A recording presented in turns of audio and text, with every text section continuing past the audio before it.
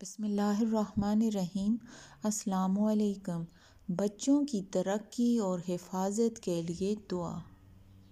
یہ ایسی دعا ہے جس کے پڑھنے سے آپ کے بچوں کو عزت ملے گی، بچے نیک اور اسلامی ہوں گے، ماں باپ کے فرمانبردار اور لمبی زندگی والے ہوں گے، پڑھائی میں تیز اور ہر آفت سے دور رہیں گے۔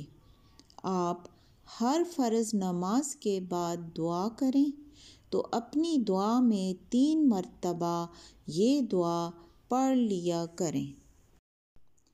ربنا ہب لنا من ازواجنا وذریاتنا قرۃ اعین واجعلنا للمتقین اماما۔